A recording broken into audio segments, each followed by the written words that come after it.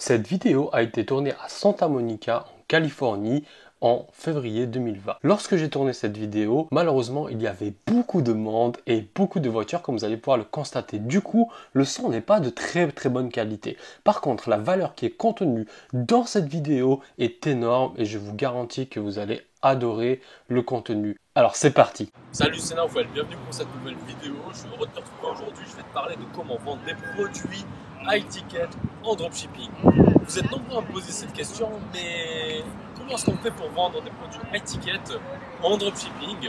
Et c'est vrai qu'il n'y a pas beaucoup d'informations sur YouTube à ce sujet.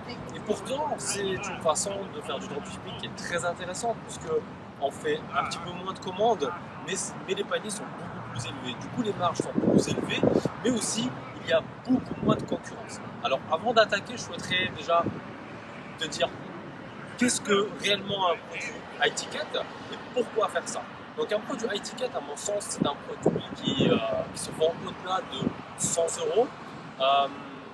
Et la raison pour laquelle est-ce qu'on s'intéresse à ce type de produit, c'est tout simplement parce que voilà, il y a peu de personnes finalement qui vendent ce genre de produit, donc on élimine pas mal de concurrence.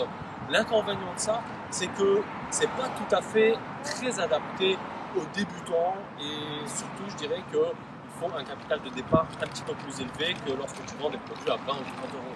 Tout simplement parce que le coût d'acquisition pour faire une vente va être lui aussi très élevé, vu que le coût pour une vente est directement lié au coût du produit. Dans cette vidéo, je vais t'expliquer comment choisir un produit high ticket, comment trouver ton fournisseur pour ce produit-là et quelles sont les stratégies de vente pour pouvoir justement vendre des produits à plus que 100 euros. La stratégie pour trouver des produits gagnants à vendre à étiquette, c'est tout simplement de passer beaucoup de temps à rechercher exactement comme lorsque tu recherches des produits gagnants à 20, 30, 40 euros. La stratégie reste la même. Il faut chercher des produits pour lesquels il y a une forte demande et pour lesquels il n'y a pas beaucoup d'offres. La seule différence, c'est qu'au lieu de chercher sur Facebook, tu vas faire un switch, tu vas plutôt chercher sur Google. Et oui, parce que les produits high ticket, on arrivera mieux à les vendre grâce à Google, en tout cas la plateforme publicitaire de Google Ads, plutôt que sur Facebook. Je ne dis pas qu'il n'est pas possible de vendre des produits high ticket sur Facebook, je dis juste que pour la stratégie que je vais t'expliquer aujourd'hui, maintenant, ça fonctionnera mieux avec Google Ads. Donc tout d'abord, tu vas rechercher tes produits sur Google Ads, et là, il va falloir passer pas mal de temps. Il y a plusieurs heures de recherche, mais n'oublie pas que ton produit représente 50% de ton travail. Donc il est tout à fait normal que tu passes du temps à chercher des produits.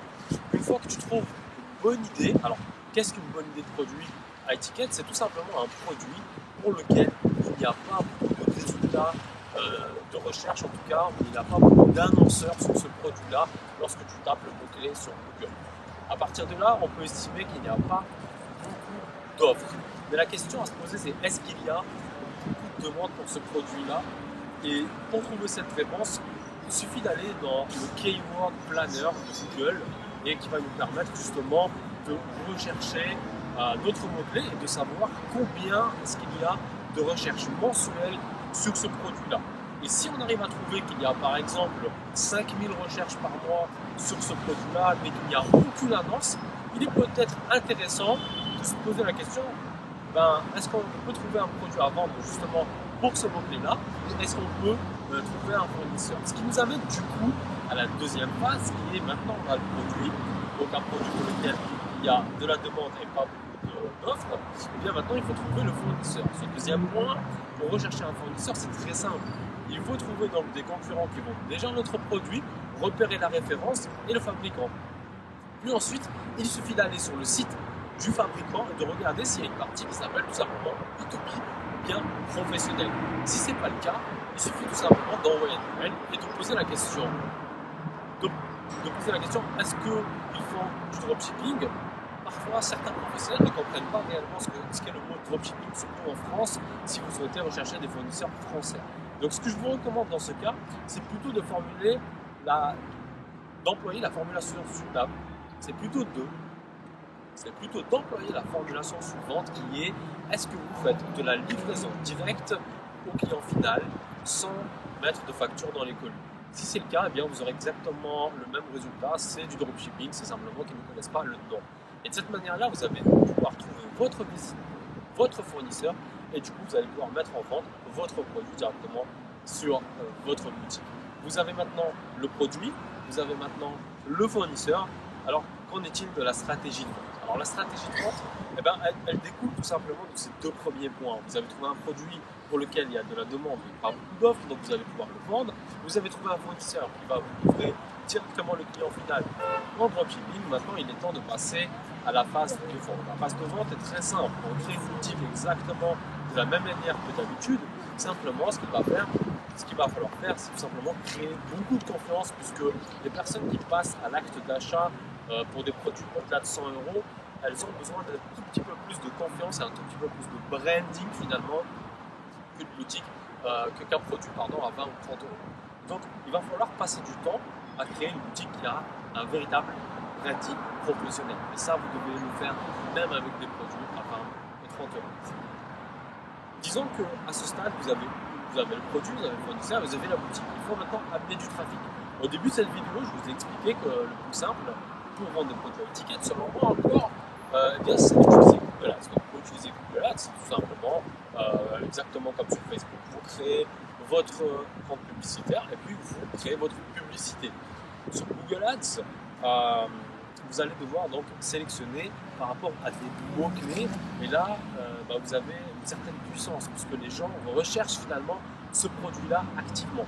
Imaginons, vous avez trouvé peut-être une horloge, une grande horloge design qui coûte environ 150 € chez 2 ou 3 boutiques que vous avez trouvées sur Google. Eh bien, vous trouvez un fournisseur qui vend cette horloge-là à 50 €. Vous allez la vendre au même prix que la concurrence. Et du coup, vous allez amener du trafic grâce à Google Ads en faisant tout simplement une annonce sur le mot-clé horloge design, tout simplement horloge mural design, etc. Voilà, vous recherchez les différents mots-clés possibles pour votre produit et vous faites de la publicité tout simplement pour ces mots-clés-là. Sur Google Ads, vous allez payer finalement au clic, donc vous allez payer uniquement lorsque les personnes vont cliquer sur votre annonce et venir sur votre boutique. Voilà, on arrive à la fin de cette vidéo. Donc pour résumer, ce qu'il vous faut pour pouvoir vous lancer dans un marché high-ticket en dropshipping, il vous faut principalement trouver un produit. Donc vous allez passer 50% de votre temps à rechercher un produit pour lequel, je vous le rappelle, il n'y a pas beaucoup d'offres et pour lequel il y a de la demande. Un produit qui coûte plus que 100 € à la vente. Vous allez ensuite, en deuxième étape, devoir trouver un fournisseur en le contactant directement et en lui demandant s'il livre en dropshipping ou en livraison directe au client final sans facture.